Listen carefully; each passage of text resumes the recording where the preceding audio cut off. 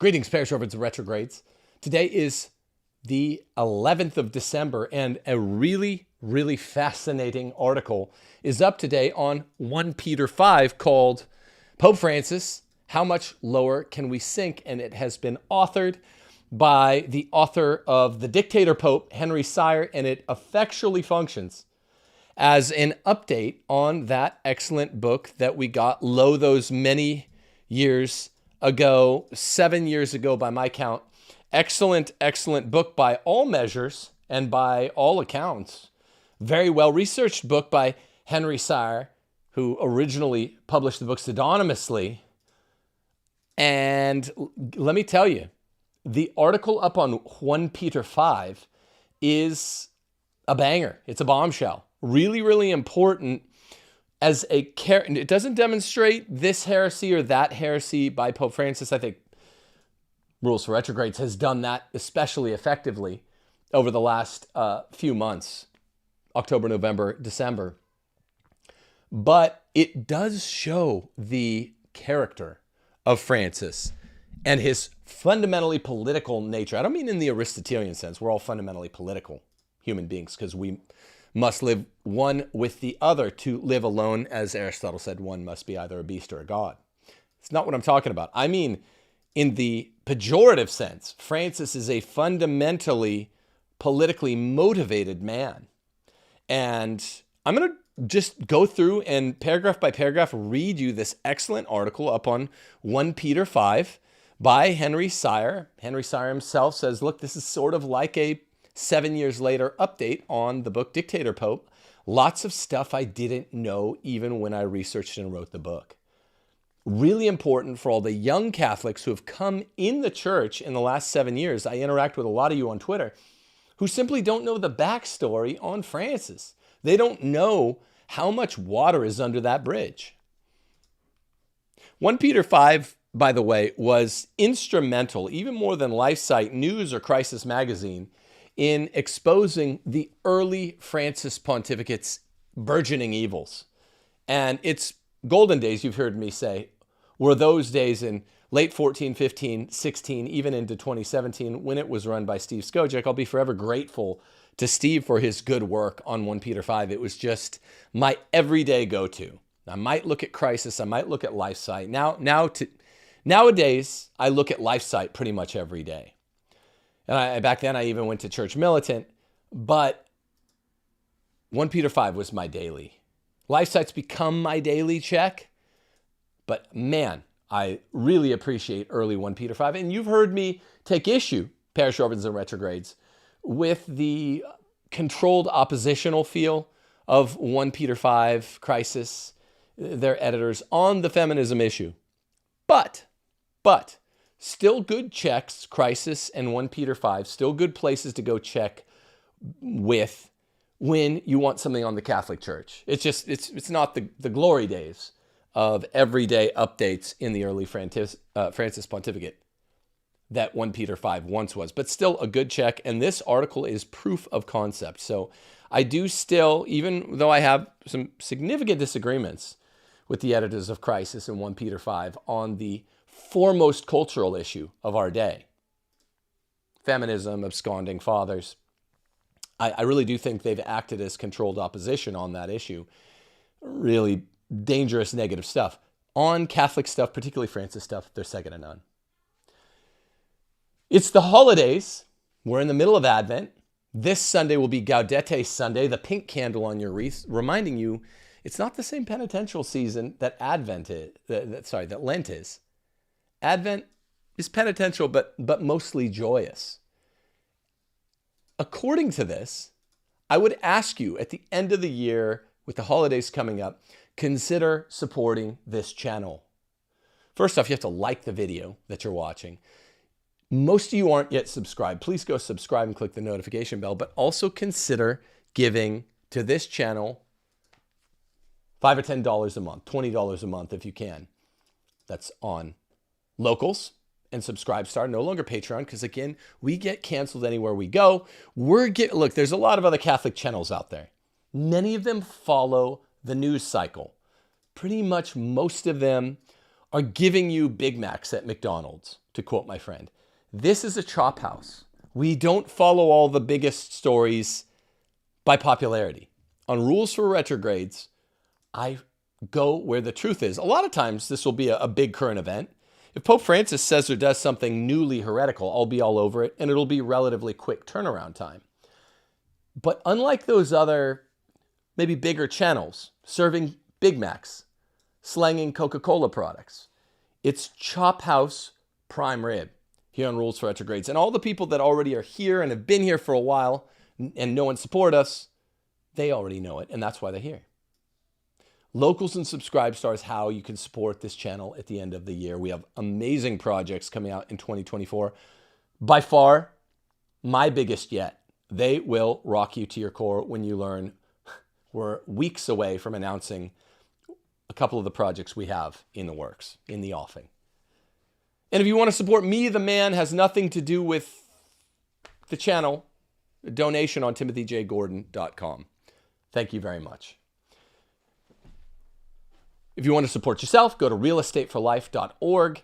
Get from your blue state to a red state today, especially going into 2024, an election year where you might well be stuck where you're at if you don't get out right away. Go to realestateforlife.org. Today's show is on this article on 1 Peter 5 on Pope Francis, the Dictator Pope, by the author of The Dictator Pope, Henry Sire, called Pope Francis, How Much Lower Can We Sink? We will jump right into that article. I'm going to read some, then comment some, because it's so well written.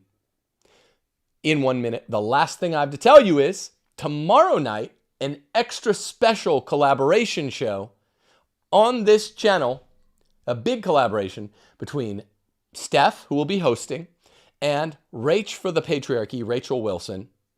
She and her husband have been great allies of mine and Steph's. The only other full-throated, truly patriarchal, anti-feminist couple out there. Lots of people are jumping on the bandwagon because of the avalanche that, frankly, we've started. But Rachel and her husband, Andrew Wilson, have been true fighting partners. And we don't even have the same religion. They're Eastern Orthodox. We're Roman Catholics. Well, they've been better to fight side by side with, or maybe in the Bubba and Forrest way, back to back with Steph Gordon, Rachel and Andrew Wilson, than any of the other Catholics, aside from my CMASC homeboys. Any other Catholics. That's what I call good ecumenism, and it works really well with Eastern Orthodox. So that's going to be a banger of a show. It'll air tomorrow night. It'll be pre-recorded. And you just can't miss that one. It's going to be so good. Addressing the people that are now jumping on, and there's a lot of Catholics in this group. I was kind of talking about it with my introduction. 1 Peter 5 crisis. Sort of halfway jumping on the bandwagon, the anti-feminism bandwagon, but doing so in a way that really represents non-full-throated anti-feminism, that represents controlled opposition, that mitigates, cuts in half the force of what we've started, together with the tried and the true, people like the Wilsons. So it's kind of Steph, among the women, it's Steph and Rachel, against everyone. It's me, you versus. Remember that on the playground? That's how it's felt with Steph and Rachel Wilson amongst the ladies. Throw in Pearl Davis, and she's kind of in the secular space, so that changes it. But she's full-throated anti-feminist as well. But among the religious dames, the Christians, it's Steph and Rachel versus everyone. They're going to talk about it a little bit. There are a lot of half-hearted anti-feminists that are trying to jump on now, and they're actually diluting the message and opposing the full-throated message, even as they jump as Johnny-come-latelys onto the bandwagon. They're going to talk about that tomorrow. They're going to tell you how to spot a half-hearted anti-feminist. Okay, that'll be one of the most important things they do. All right, on to the Pope. It's been a lot of Pope stuff again, as you all know, the last 3 months. Okay, and in a way this is good, in a way it's bad. I got sick of Pope stuff at various times since I've run this channel, I'm like, it's so much negativity and it's so much blaming folks other than ourselves. I like working on the 4 pillars of culture that can be worked on by every man directing his wife at home. Those 4 pillars of this channel are patriarchy, subsidiarity, what we can do in our local community, right-wing community organizing, and education, meaning don't go to college and do homeschool. Those are the 4 pillars. I don't like sitting around and complaining. Yes, I love the Latin Mass. Yes, I am not a Francis fan. But those involve too much standing around, and that is not my way. I might be high on the disagreeableness scale, but I will always take responsibility, and I don't like sitting around and complaining about Francis. But hey, that's a part of this channel. That would be the 5th pillar. Letting you know the truth about Francis that's being covered up by lots of Catholic media outlets out there. And that's kind of a new thing. We got to do Francis stuff. And yeah, it's been more the last 3 months. Henry Sire wrote this amazing banger of an update on his book, The Dictator Pope. Believe it or not, this isn't even one that I've read cover to cover, but I know its contents, and this is an important update. How much lower can we sink? This is the text of a talk given to Latin Mass Society in London about 3 weeks ago. And you can actually, if you go to 1 Peter 5, the audio of Mr. Sire's talk can be heard. Here's how he begins. When Joseph Shaw, another good Catholic in similar space to us, when Joseph Shaw proposed this talk to me in early September, I suggested the title, Pope Francis, How Much Lower Can We Sink? But the fact is that since then we have been overtaken by events, namely the Synod on Synodality and all its skullduggery. That's my little addendum. Over the past 11 years, we have all seen Pope Francis's pontificate in a trajectory of accelerating descent into more and more overt betrayal of Catholic doctrine, pretty linearly, and maybe it's a descent. But I must say I did not foresee the Gadarene rush we have seen just within the last 3 months. Synod a little before it, a little after it.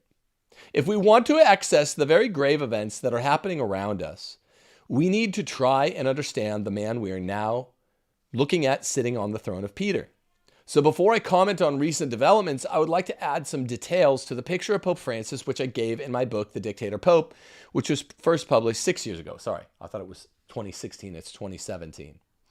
And that book's full title, under the pen name initially, Marcantonio Colonna, which is a cool historical figure to look into, was The Dictator Pope, the inside story of the Francis papacy. Here's the background for those newbies, a lot of young, based America First kids that have come into the church in the last 2-3 years are like, what's so bad about Francis? You caught him in a little lull in the middle of COVID, even though he was saying bad stuff during COVID. You caught him in a lull in his outright attack on doctrine. Yeah, he said bad stuff about it and about the Maxine, but that's not really doctrine. And so you guys haven't seen a lot of what's really gone on. Here's Sire. To give you some background on this book, I should explain that I arrived to work in Rome in April 2013, less than a month after the election of Pope Francis, and I lived there for the next 4 years. I was working for the Order of Malta, an organization which has close links to the Holy See, and I quickly began to hear the reports that were privately coming out of the Vatican. They showed a very different Francis from the genial liberal figure who was being presented by the world's media. Insiders were saying that as soon as the publicity cameras were off him, Francis became a different figure. Arrogant, dismissive of people, given to foul language, which does make it onto the record sometimes. Remember, coprophagia, coprophilia? The Pope taught you those words. And notorious for furious outbursts of temper, which were known even to the Vatican chauffeurs. Over the next couple of years, I continued to hear inside information. For example, from the late Cardinal Pell, about the internal politics involved in the 2 synods on the family in October 2014 and October 2015. Tons of trickery being spearheaded by the leader. Francis. Let us bear in mind that in his first years, Pope Francis had barely shown his hand, different from now, for those who actually know what they're talking about. And the people assumed he was the liberal reformer that the church supposedly needed. Early in 2016, I wrote an article for Angelico Press titled, Pope Francis, Where is the Reformer Behind the Media Idol? I was beginning to think that somebody needed to write a book disclosing the gulf between the public image of Francis and the reality as seen within the Vatican. But at that stage, I did not think that I would be the one to write it. Besides the information gulf I have described early in the pontificate, there was another one stemming from the language barrier. There was, in fact, a great deal of information which had been available for years about Jorge Bergoglio and his career in Argentina, but it simply had not come through to the rest of the world because it had not been translated into English. Since I am half Spanish, writes Sire, this was another of the factors that pointed to my shouldering the task that was needed. Him not only researching the book or pointing out the need for the book, but penning it himself. When I decided to start work on the book, the first thing I did was to make a trip to Argentina, which I did in March 2017, to speak to people who could tell me about Bergoglio's past record. This was the information that had been sadly lacking to the Cardinals when they elected Bergoglio in 2013. So, why'd they elect him? This is something that comes up time and again in the Roman Catholic Church.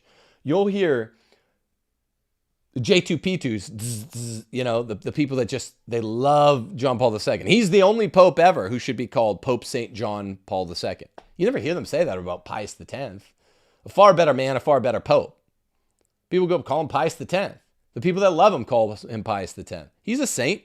You only hear Pope St. John Paul II because they're insecure. They know what a below mediocre Pope JP2 was. But think about it. The Cardinals are always falling on this excuse without vetting a pope or a fellow cardinal. They'll talk about, we didn't have the information. We just voted for this guy for the most important position, Pontifex Maximus, the bridge between heaven and earth, and we just assumed he was good. Why? We don't know. That's weird. Okay? And I don't fully buy it anyway, but at the very best, it's what we call negligence plus in torts law. We call that recklessness. To vote someone to being Pontifex Maximus because just their name was on the ballot. And you're like, I don't know.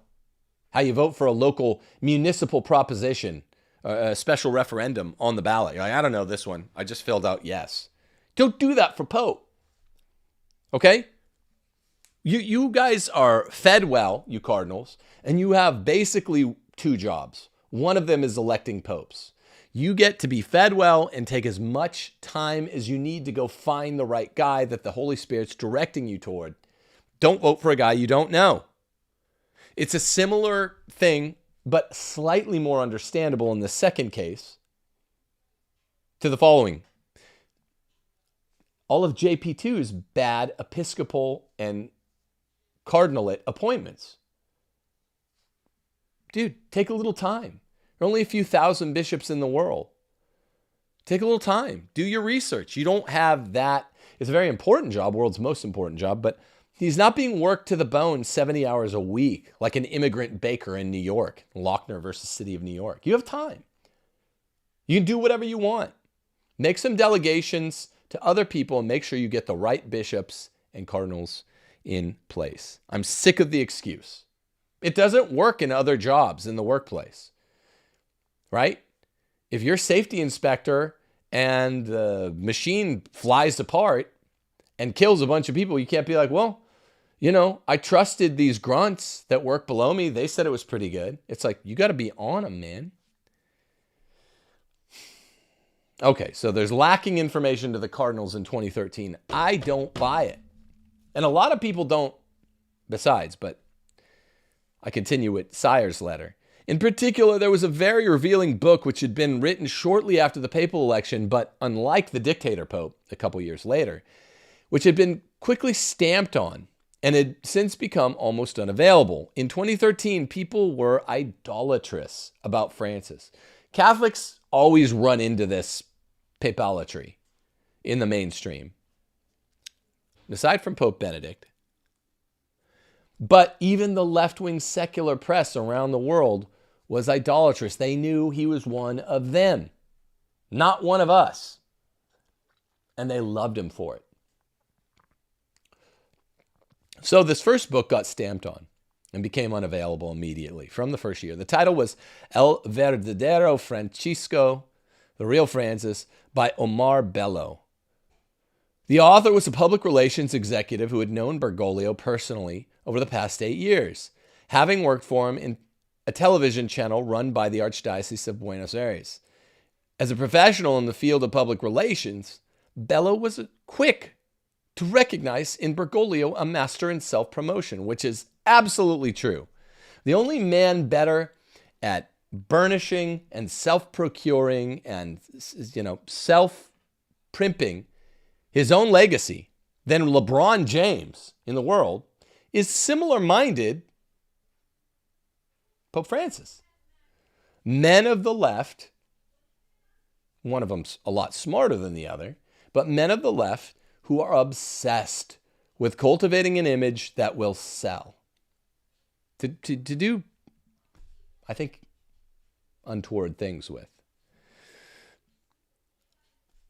He also described a man who was accomplished in the covert exercise of power and manipulation of people.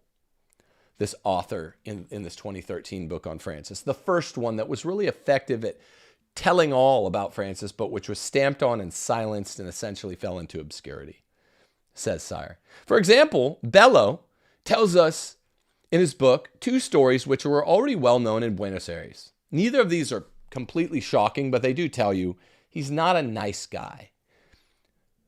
One was the way in which Bergoglio took a dislike to a member of the archiepiscopal staff, Mr. Felix Bottazzi, and decided to sack him without showing his hand.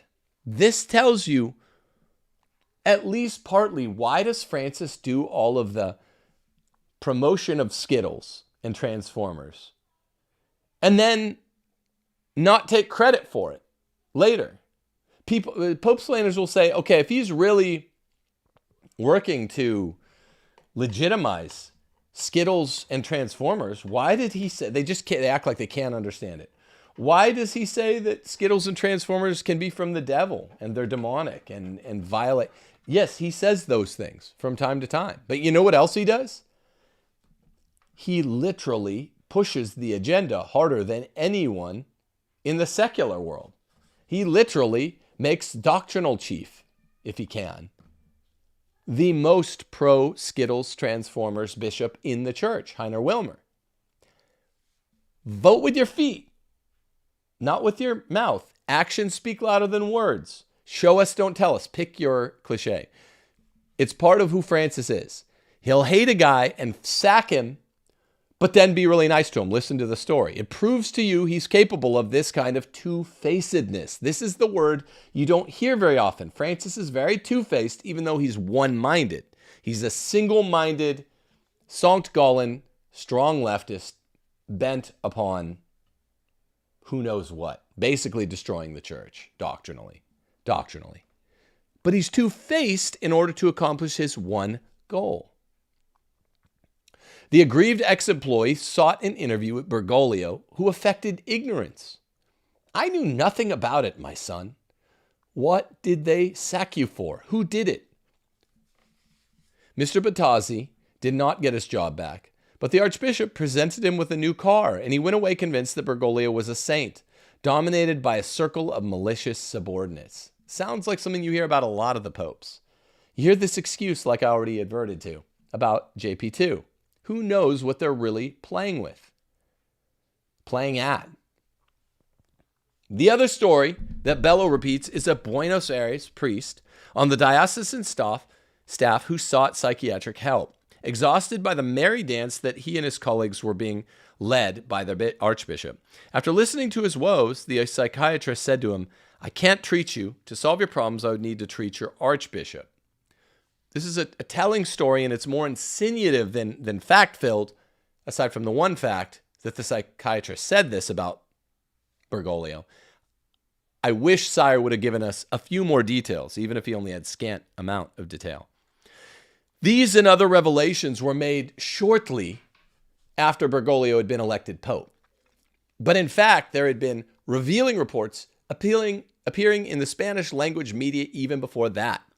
For example, in 2011, the Spanish journalist Francisco de la Sigona published an article describing how Bergoglio was building himself a network of power in the South American hierarchies through followers he had planted in various departments in the Vatican.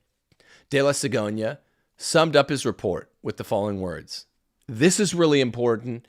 Parish orphans and retrogrades, my friends, I want you to listen. That is how Bergoglio proceeds to generate a network of lies, intrigue, espionage, mistrust, and more effective than anything, fear. Bergoglio is a person who above all knows how to generate fear. However much he may work carefully to impress everyone with the appearance of a plaster saint, austere and mortified, he is a man with a mentality of power. If you think this is exaggerative, oh dear Pope-splaining listener, continue to listen. There's impressive evidence forthwith. We should note that this was written well over a year before Bergoglio was elected Pope. Important fact. Before anyone had reason to suspect that he might be more widely dangerous. I'll also add, because people online who are more cynical about this, I'd add the line, before also anyone had reason to grift, to write a book about this man. No one reads books about non-pontifical bishops unless they're extra interested Catholics who happen to live in the diocese of that bishop or archbishop. No way. No one grifts by reading Episcopal books. They're not enough of celebrities in our culture unless they're the Bishop of Rome. So it's strong evidence that this book only got written because it was true and because Bergoglio cut such a strikingly power-mad figure even before he was Bishop of Rome.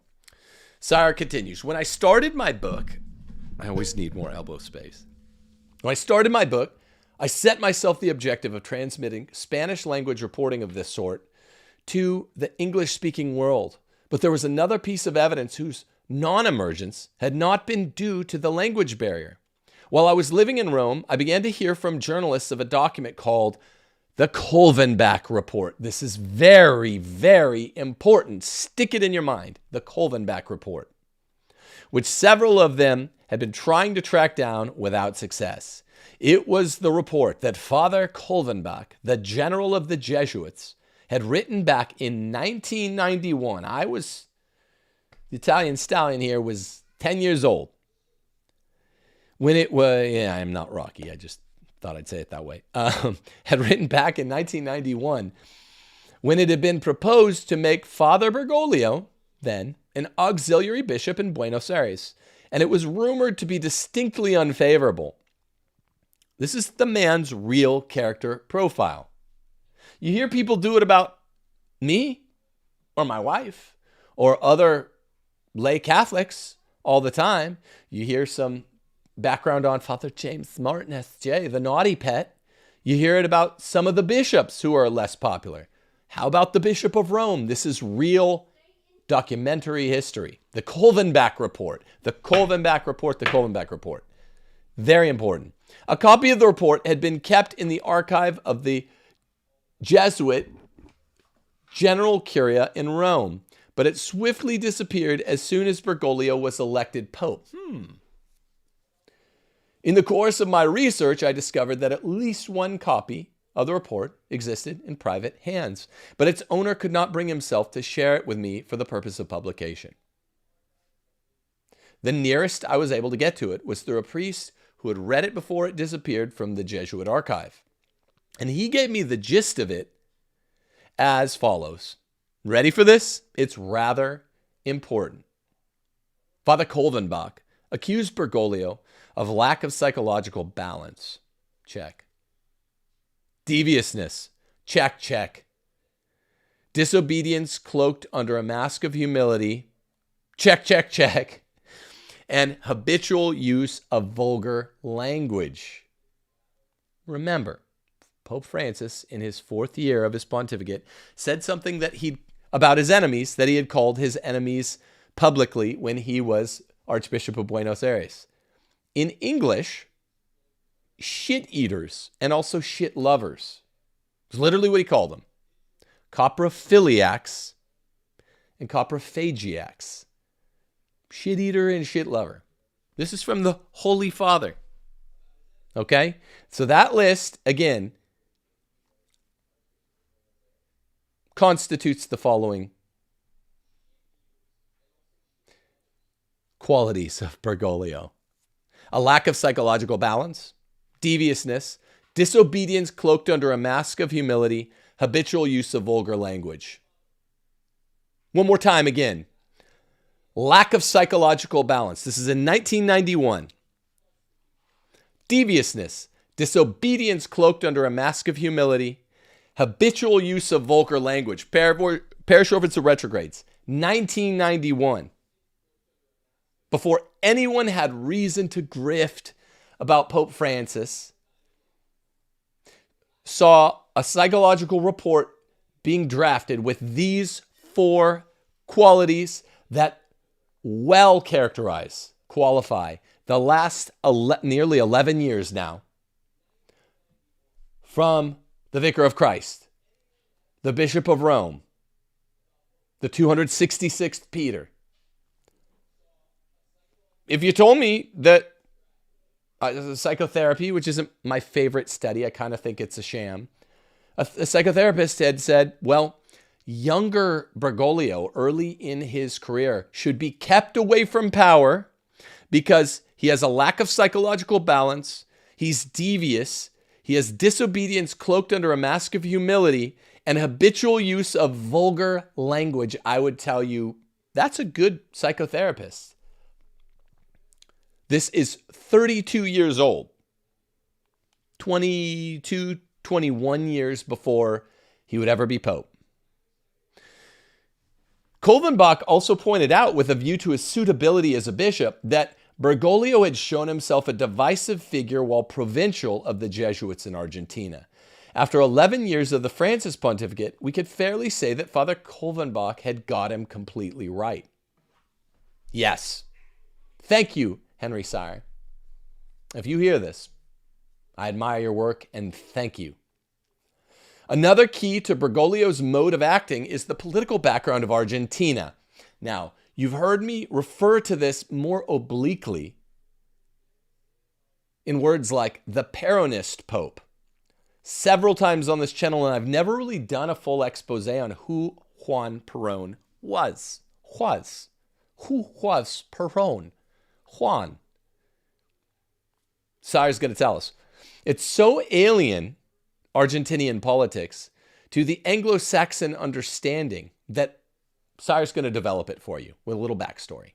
One of the first things I heard about Bergoglio when I went to Rome was from an Argentinian priest who said, what you've got to understand about Francis is that he's a pure politician. I've read that quote to you before.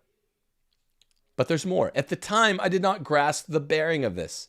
But you need to add that Francis's politics are modeled by the great figure in Argentina in the 20th century, Juan Perón, who was dictator of the country from 1946 to 1955, the years in which Bergoglio was growing up. Perón dazzled a whole generation of Argentinians with his unscrupulous, opportunistic style. I've referred to this before. He goes from right to left to right to left, claims to be a man of both sides. Truly Machiavellian. And his legacies continued to dominate the country's politics and life ever since, politics and political life ever since. Bergoglio was more than a generic disciple of the great man. Kind of like when you hear Hillary Clinton was tuteled by Saul Alinsky. More than generically.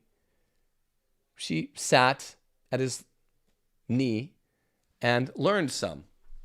It's hard to find out exactly how much, but it's not just an admirer from afar. Same thing with Bergoglio and the man Juan Perón. When he was a novice master of the Argentinian Jesuits in the early 70s, now we're going back 50 years, not 31 or 32, but 51 or 52. He was actively assisting a party called the Iron Guard, that sounds dictatorial enough, who were working successfully to bring back Perón from exile, this sounds Napoleonic, for his final months in office as president until his death in 74. By ordinary standards, this was an unusual way for the novice master of a religious order to spend his spare time.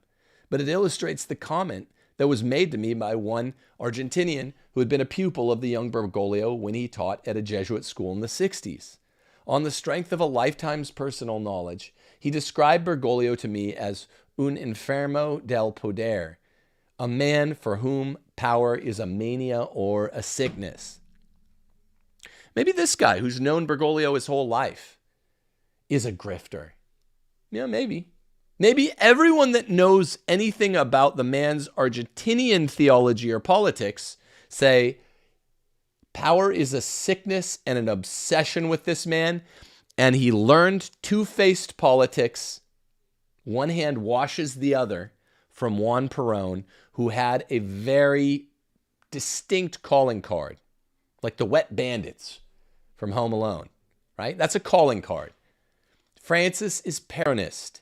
He says to Walter Casper in 2015, yo, bro, tell them you're out. You're on the outs with me. Tell them I did favor the Casper plan, but now it's out. You're disappointed, blah, blah, blah. Tell them all that. We're going back and forth because it confounds the IQ 98s and the IQ 97s and the IQ 102s, the normies, who's most people. You're not going to fool everyone all the time. There's going to be these pesky conservative trads in America. I'm not saying they're all IQ 130s either, but you're not going to fool them because they're like someone watching the magician's hand really closely from a foot away.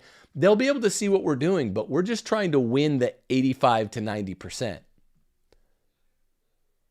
That's the calling card of Francis and Perón and all the Argentines who follow this mode of political statecraft. Francis is interested in statecraft. By way of statecraft, remember in 2019 when it came out, that he's quite interested in spycraft as well, wiretapping on lots of the cardinals in the Vatican? Yeah, a lot of you didn't know that. Obsessed with power. So on the basis of reports like these, I proceeded to write my book, and I included in it a chapter on Bergoglio's career before his election. Thank you again, Henry Sire. In it, my purpose was to provide something of a character study, which had been sadly lacking to the Cardinals when they elected him Pope in 2013. All right, Mr. Sire buys this excuse more than me. I say it's a tawdry alibi, a paper-thin alibi. Doesn't hold water. These cardinals have to answer to Almighty God for giving us this monstrosity of a pontificate. It's a tangent, though.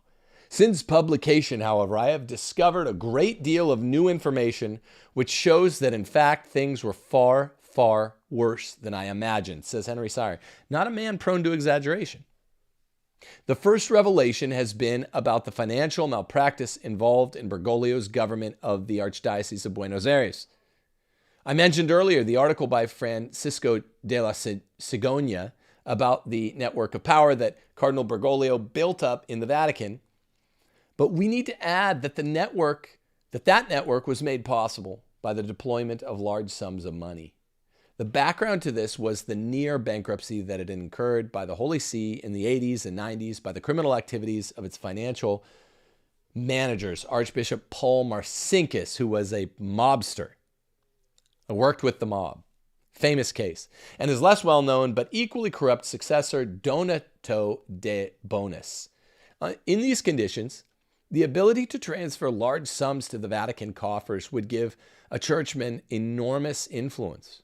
Cardinal Bergoglio did this through his control of the Catholic University of Argentina, which had a rich endowment of $200 million.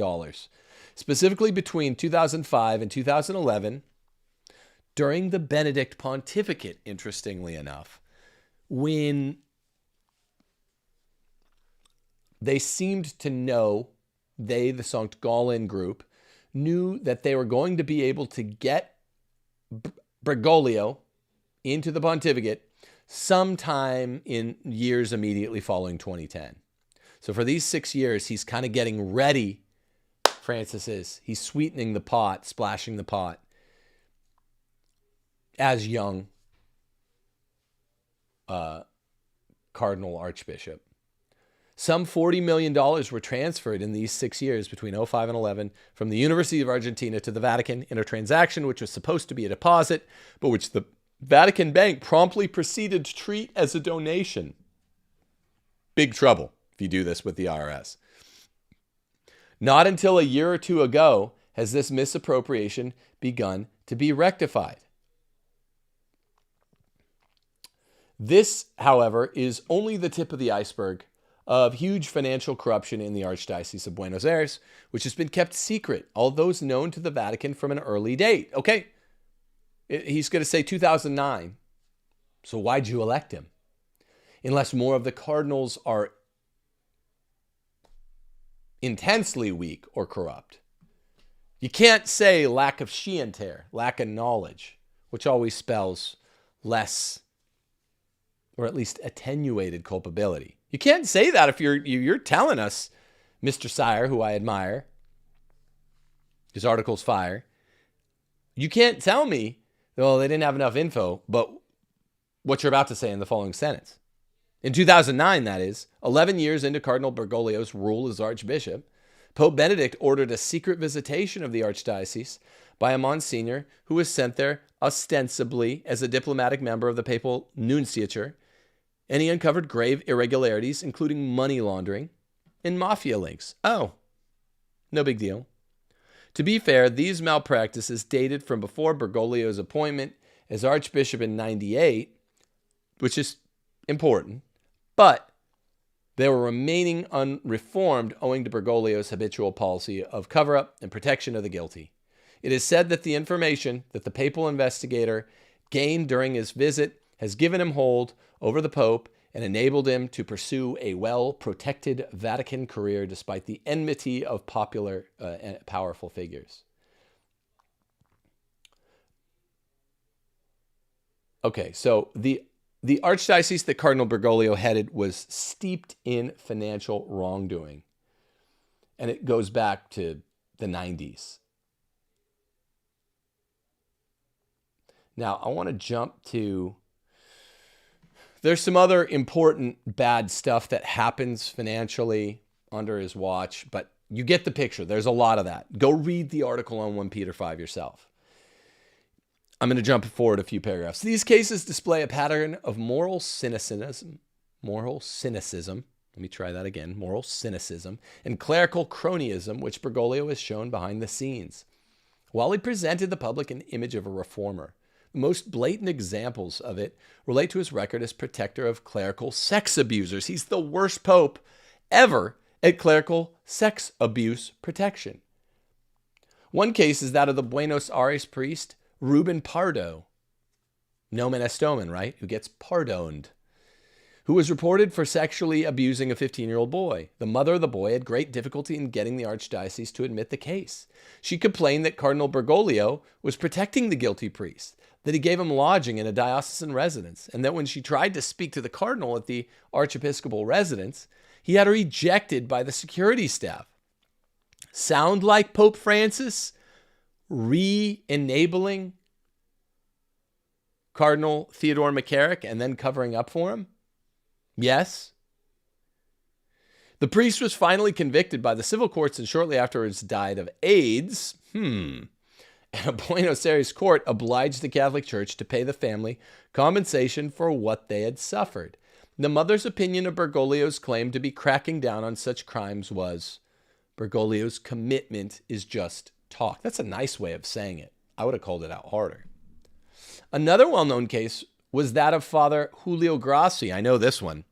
Who had been running children's homes, sounds like McCarrick's access to children, which he used to exploit young boys' ambitions to escape from poverty through the medium of professional football. I think that's soccer. In 2009, Father Grassi was convicted of sexually abusing a teenage boy, but while the case was in progress, the Argentinian Bishops' Conference, headed by Bergoglio, went to great expense to commission a document of 2,600 pages to assert his innocence. Doesn't sound like the great reformer. Sounds like a bigger part of the problem than JP2 or Benedict.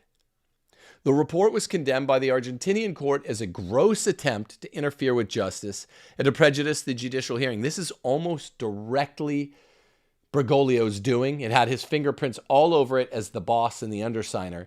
And in actual courtroom, with an actual judge and civil and criminal process, deemed that it was a gross attempt to interfere with justice and to prejudice the whole hearing in favor of pedo, not in favor of the kid. He's not scouring heaven and earth and trying to cheat in favor of the victim kid, which, because if you're silly and, a bit simple, you believe the secular media that that's what Francis would bend the rules to do.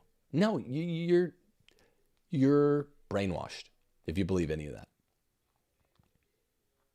Meanwhile, Father Grassi himself testified that throughout the hearings, he had the personal support of Cardinal Bergoglio himself. Well, of course he does. He's a bad guy. As we know, there are many bishops in the world whose careers have been ended by allegations less serious than this, yes. Yet Bergoglio has managed to ride them out untouched. Moreover, as Pope, he has shown in many instances that he has no scruples in protecting clerical sexual offenders, regardless of the supposed zero-tolerance policy he professes to endorse. Well, that's done. People now know he's a pedo enabler. The Cardinal McCarrick Summer of Shame in 2018, a lot of new neophytes to the faith don't even know who McCarrick is. But the Summer of Shame proved it all. I think it is worth offering a general or generic explanation of this strange laxity, which at bottom is rooted in the macho sexual culture of Latin America. This is nowhere more evident than in Argentina, where it has been traditionally said that a poof is defined as a man who only sleeps with his own wife. You got trads over here in with their weird purity spirals, wondering, maybe it's really a sin for a man to desire or have sex with his own wife. And then you have the real church.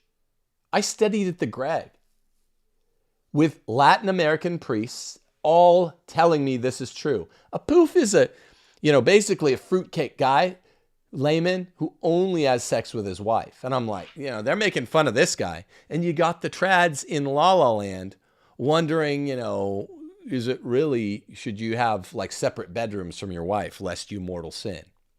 I can't take it, man. The echo chamber between out to lunch trads, who are the only ones who have a reliable outlook on Francis, and then the rest of the church, judging by the episcopate, is super liberal. They have girlfriends or boyfriends, the bishops, not all of them, but most of them. And then the Novus Ordo laity is just clueless and don't really care about anything. It's a weird echo chamber to be in. Rules for retrogrades is in that echo chamber because we're like, can any of you make sense?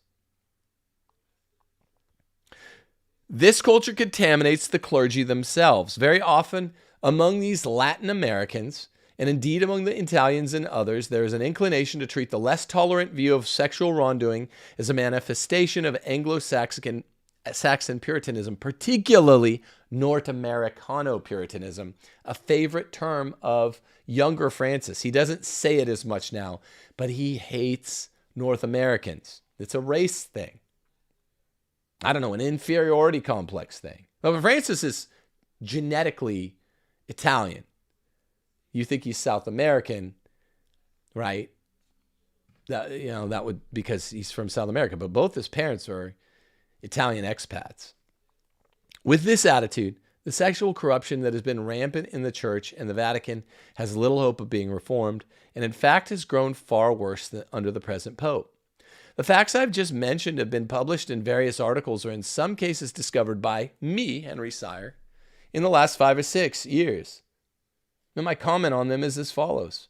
When I wrote The Dictator Pope, the state of my information led me to give a picture of Bergoglio as a man with certain defects of character which ought to have been known to the cardinals when they elected him in 2013. But in fact, the reality is far worse. What we find existed in 2013 was a situation of horrific clerical corruption in the Argentinian church, and we see Bergoglio sitting squarely in the center of it. Now, I'm not accusing him of being himself financially or sexually corrupt like the clerics he protected. He wouldn't have been the Sankt Gallen Mafia's choice if that were him. Those guys are blackmailable. I hark back to the journalist De La Cigogna's description of him as working carefully to impress everyone with the appearance of a plaster saint. One has to admit that Bergoglio has always been personally austere, indeed ostentatiously so. But he has combined this with a policy of surrounding himself with morally weak and corrupt persons, precisely so that he could control them and build up his own power through them, and this policy he has continued throughout his pontificate. We need to look at the situation that existed at the conclave of 2013 after the surprise abdication of Pope Benedict XVI, which turns out to not really be such a surprise if you know about Giulia Meloni's articles. It was generally recognized that the church was facing a crisis, and Cardinal Bergoglio was explicitly elected to make reforms, particularly in 3 areas. Firstly, the worldwide scandal of clerical sexual abuse, which had gravely undermined the church's moral authority. Secondly, the morass of the Vatican finances. And thirdly, the moral and political corruption within the Roman Curia, of which Benedict XVI had received crushing evidence in a report presented in December 2012. In all 3 of these areas, Pope Francis's pontificate, far from delivering reform, has made things infinitely worse, Sire says. In case after case, we've seen clerical sex offenders protected with an impudence that eclipses anything in the past. Anything. In the area of the Vatican finances, it looked at first as if Pope Francis was espousing genuine reform. He appointed Cardinal Pell with wide powers to reform the finances of the various Vatican departments. Remember that? How did that turn out? Well, within 2 years, it became clear that this was an empty promise. The audit of the Vatican departments that Pell had launched was canceled. And it was canceled by 2 of the men whom Francis himself had put in power. Cardinal Parolin, Cardinal Secretary of State even today, as Secretary of State, and Cardinal Becciu, his deputy at the time. Cardinal Becciu, after 4 years of increasing power, lost the favor of Pope Francis in 2020. Remember, he likes lackeys. Cardinal Becciu had a little bit of sass, and so fell out with the Pope in 2020. He was effectively stripped of his cardinalate and is at present on trial for financial crimes.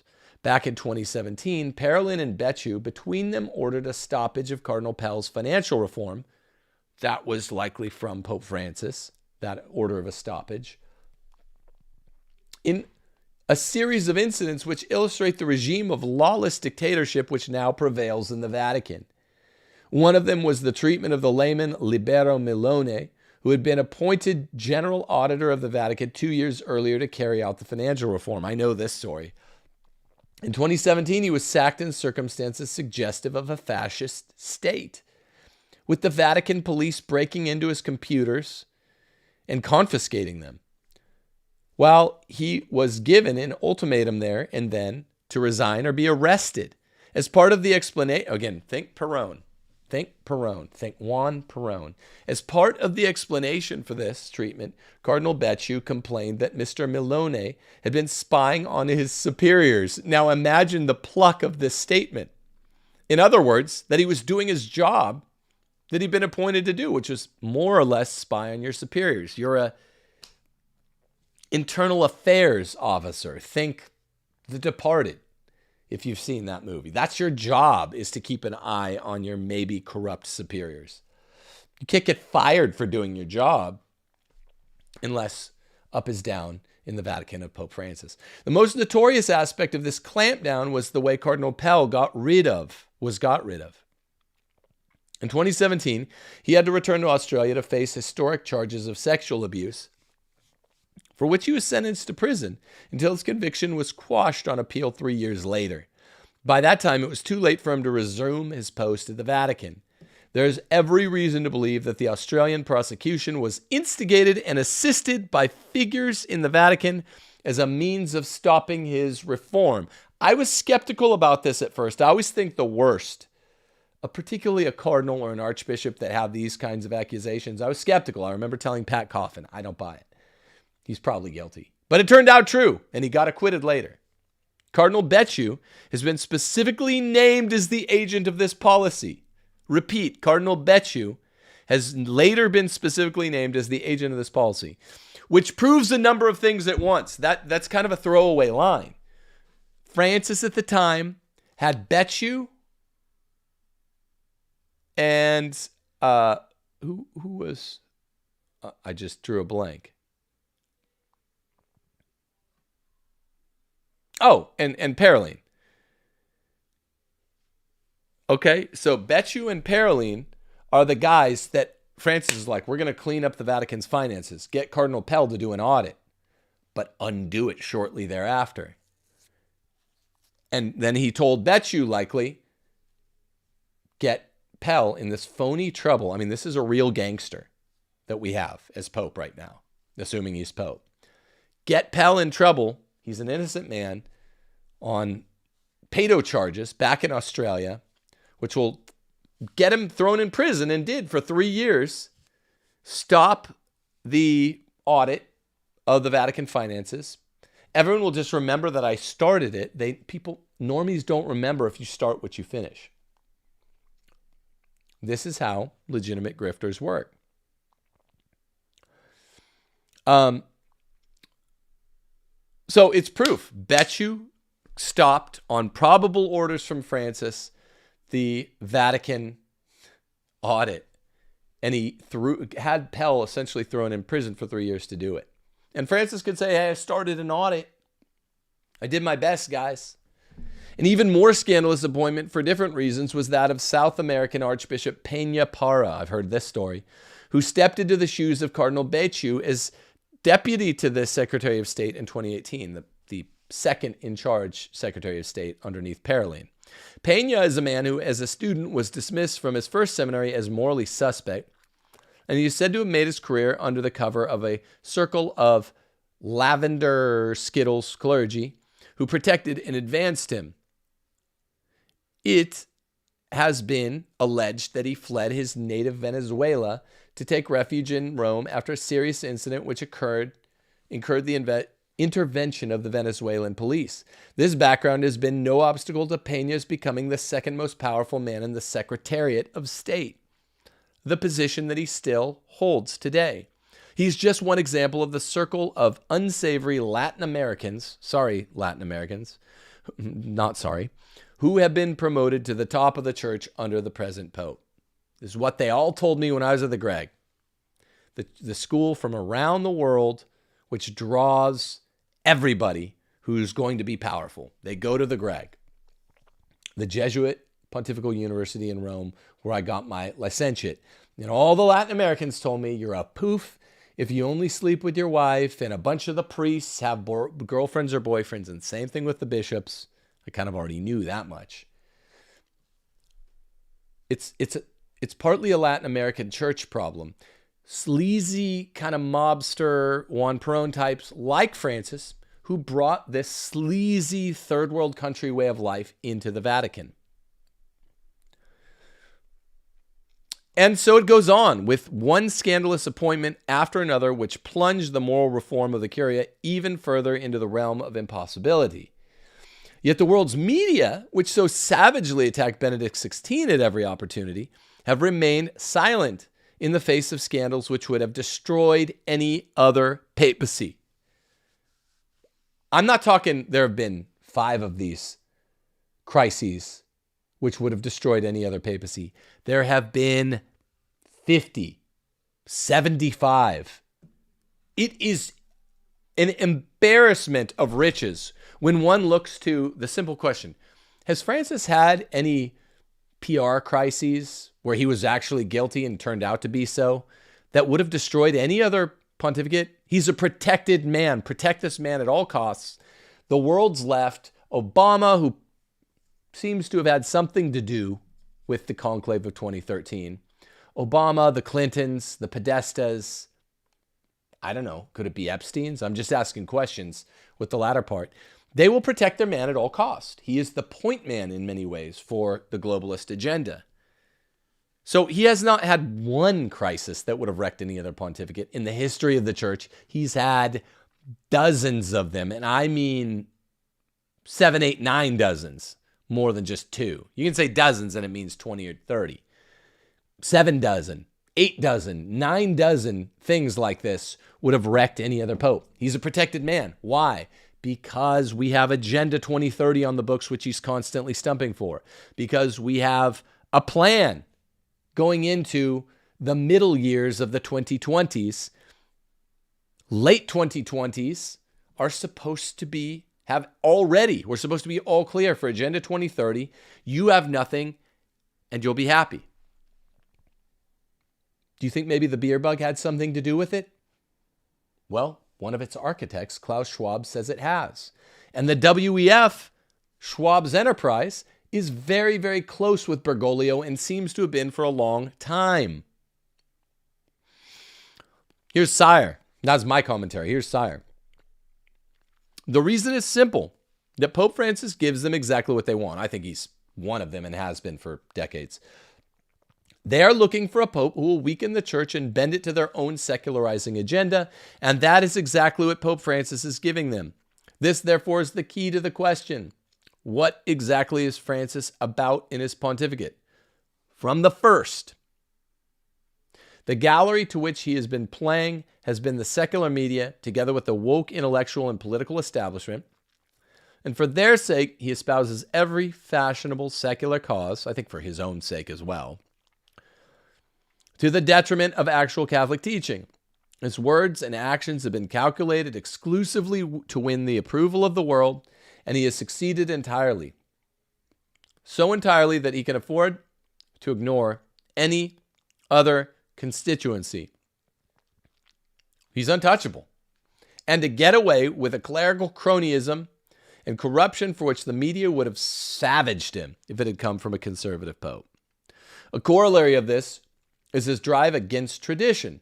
Pope Francis realizes perfectly well that the only real obstacle to his revolution comes from traditionalists in the Catholic Church, in the American Church. The only element with any backbone prepared to recognize that the emperor has no clothes. Thank you. Hence the campaign he has waged throughout his pontificate, the latter half, the back 9 of his pontificate, against so-called rigid and backward Catholics. He referred to them in the front 9, but he wasn't really doing anything against them. He just said we're weirdos. And I don't mean he means the actual on the spectrum weirdos among traditionalists. I mean the cool normal ones like retrogrades, whom he derides, these backward Catholics, at every opportunity. He repeated this theme just a few weeks ago when he said what a scandal it was that young priests should be going to ecclesiastical tailors to order soutanes and traditional vestments. We all know what the real scandals in the modern church are, but the only ones that bother Pope Francis are those of priests following tradition. Hence also his promotion of Cardinal Roche to the prefect of divine worship in place of Cardinal Sarah, and the motu proprio Traditionis Custodes to undo the work of Benedict XVI. By the way, it has been pointed out that a possible translation of Traditionis Custodes is the jailers of tradition, which is certainly the job that Cardinal Roche and Pope Francis would like to be doing. I hadn't thought of that alternate transliteration. Good. Like Pope Francis, Cardinal Roche is also fond of lecturing traditional Catholics on how out of date they are. It has been remarked that the Catholic Church is the only institution in which men in their 70s and 80s are continually telling people in their 20s and 30s that they need to get with it.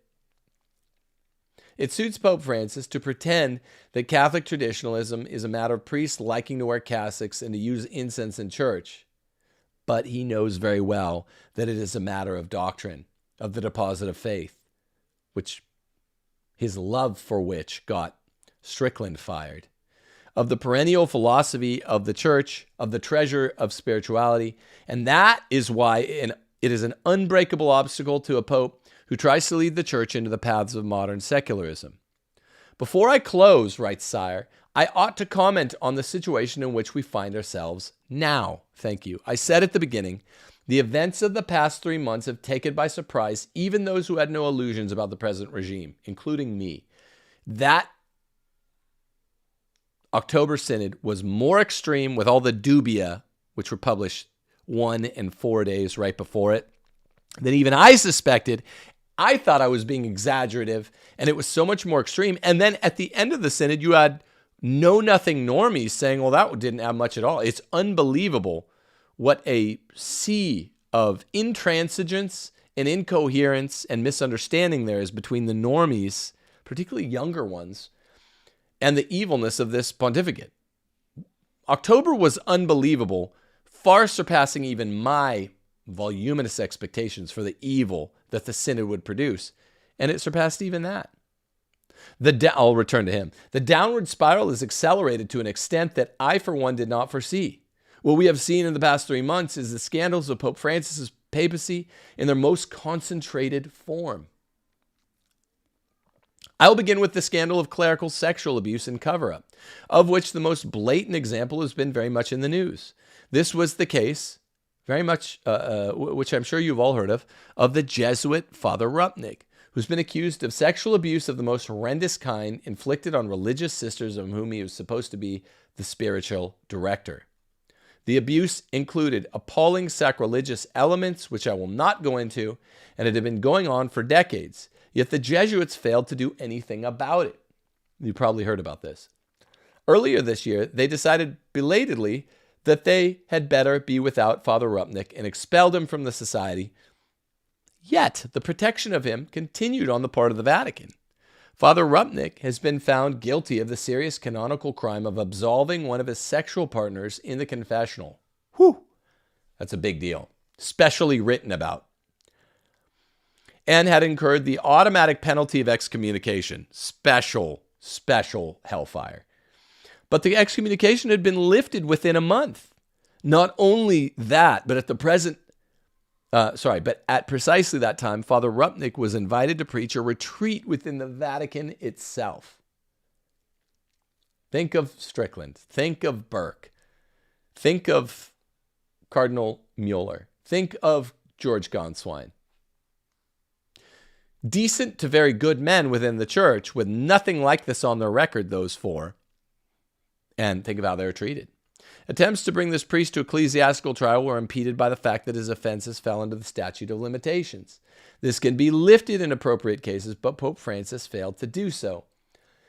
He publicly denied involvement in the case, but Christopher Altieri has written, quote, senior churchmen close to Francis have strongly suggested that Francis had pretty much everything to do with the management of it, end quote.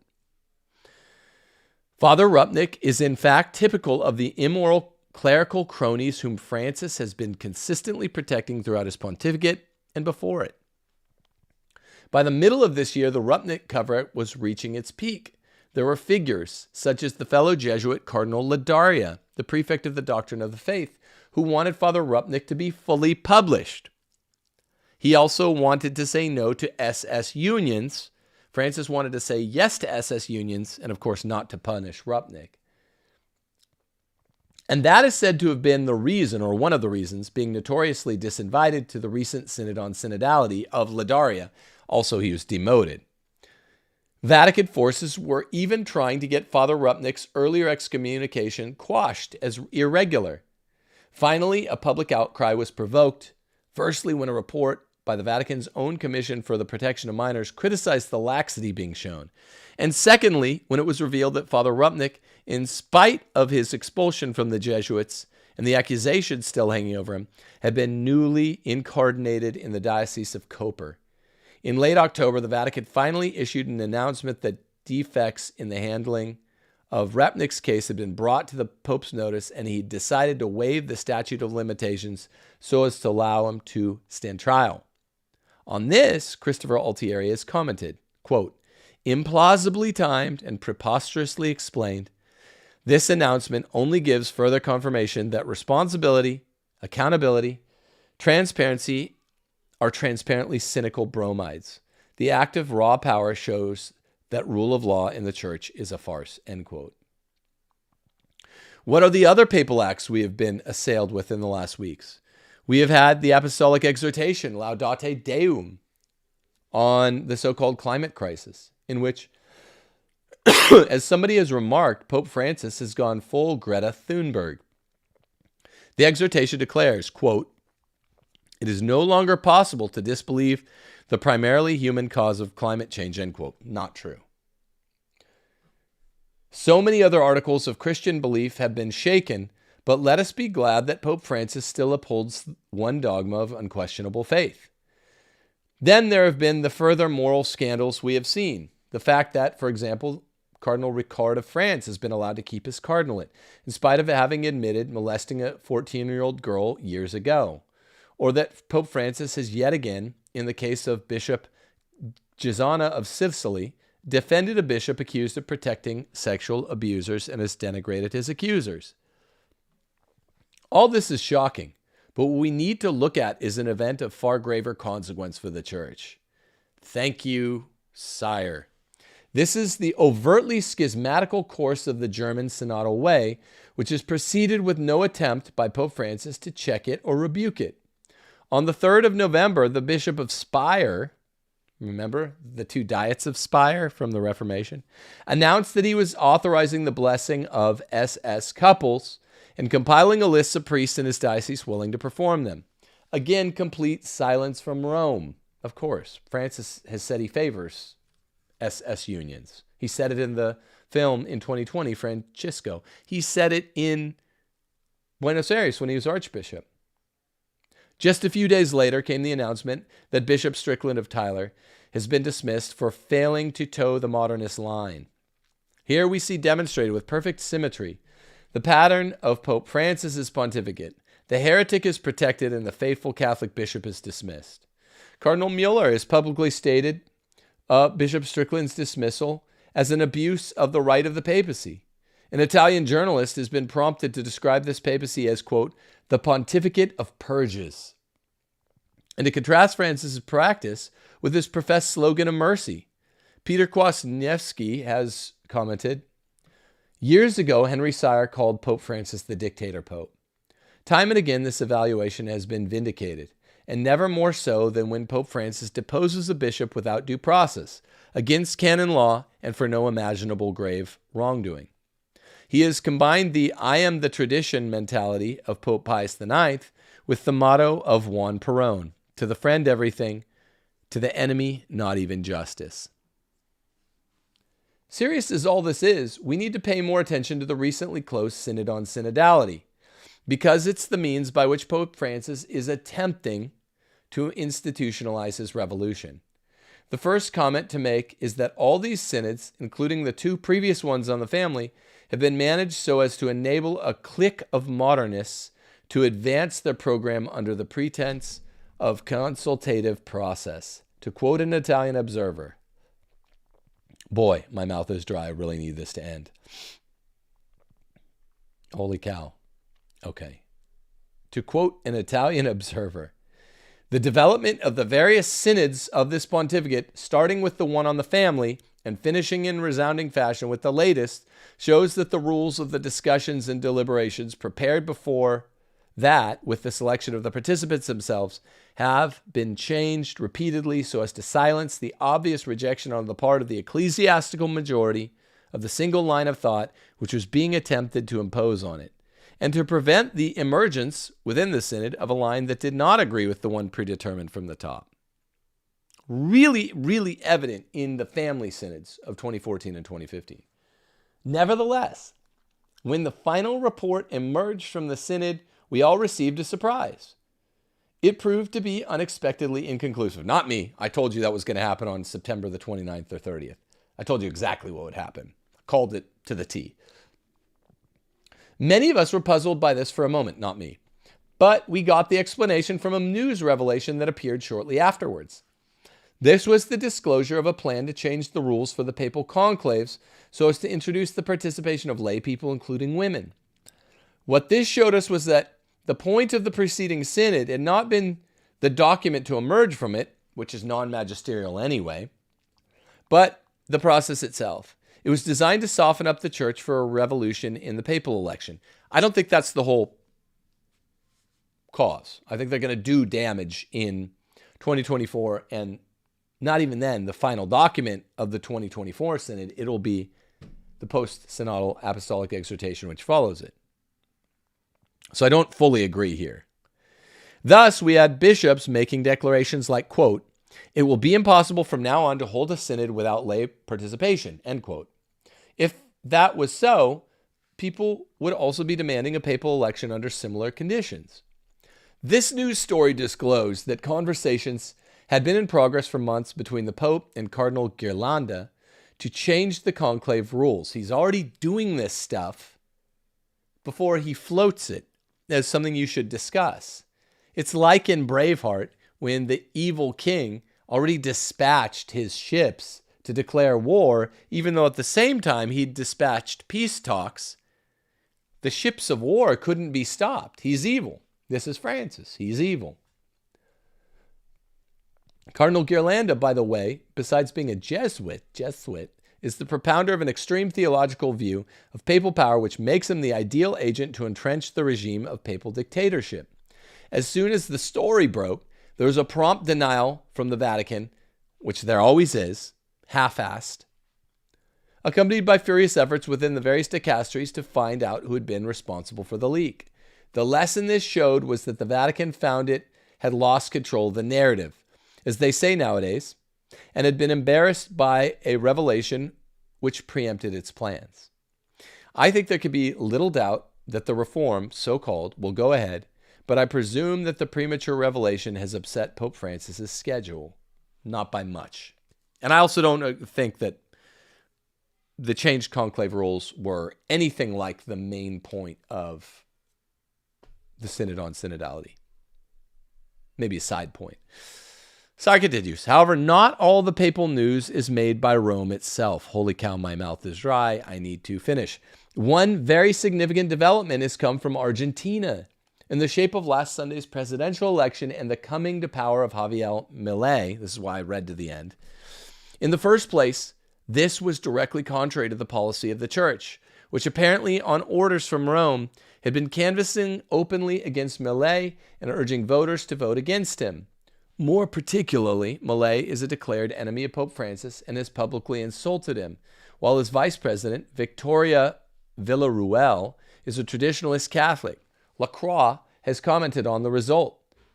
Quote, "Frankly, if a group of church affairs junkies were to sit down in a bar and try to sketch a ticket on a cocktail napkin that would amount to a rejection tout court of a pope's sitting agenda, it's doubtful they could have come up with anything more vivid than what actually happened. A more stringent commentary." Oh, thank you. Thank you. Steph's watching from down there. I appreciate it, Steffi. Love you.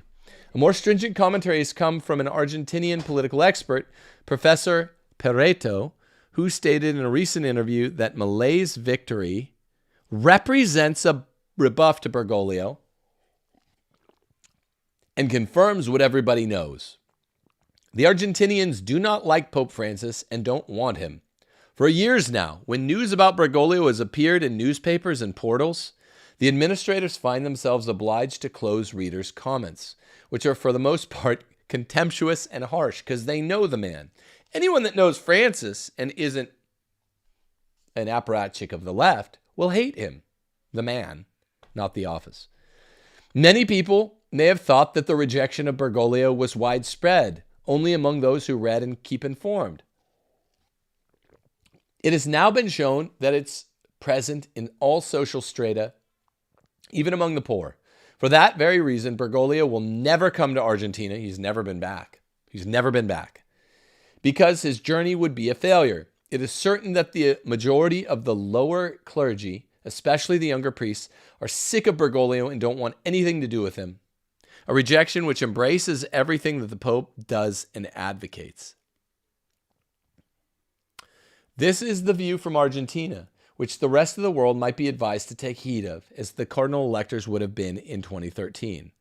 Thus, it seems that in this area too, Pope Francis's plans have come unstuck, and we shouldn't underestimate the consequences of it for a pope who's so naked a politician as Francis. So to sum up, what can we expect for the immediate future? Parish orphans and retrogrades. This is why I read this whole article aside from a couple paragraphs. I hesitate to make any predictions, says Henry Sire, but what the events of the past few weeks have shown to us is that Francis is an old man in a hurry, which you've heard me say for the last 3 months. He's an old man in a hurry. He's desperate to institutionalize this revolution before he dies. He'll stop at nothing to achieve that. So the answer to the question, how much lower can we sink, is that there's probably no limit to it, says Sire. And we could expect to be scandalized by worse and worse enormities, evils. However, Pope Francis needs to bear in mind that he's not in control of everything. Besides presidential elections in Argentina, closer to home, there's one very traditional law that he has no power to repeal, and that's the law of human mortality. Coming for you, Francis. Comes for us all. It's coming for you. The final reality is that Pope Francis will not be here forever, but that, as Christ has told us, behold, I am with you always, even to the consummation of the world. Thank you very much, Henry Sire. Beautiful and really important article, and presents a disparate view of mine regarding maybe the end game of the October Synod, but nothing besides that differs from anything I'm saying or have said or will be saying in the coming months at all. I'm with you lockstep on everything aside from the goal of the Synod. Parish orphans and retrogrades, I hope you found that useful. As always, just a little tip. If you guys consider watching my videos or really any other videos aside from like Ben Shapiro, if you watch Daily Wire, you're not going to be able to do this because he already talks fast, but 1.25 or in a slower spoken video, even 1.5, if you click the playback speed, it really helps. It really helps. And you don't have to sit there. You could cut the time in half. That's what I do unless you're a live viewer. God bless you all. To the end of the Dictator pontificate. Deus Volt.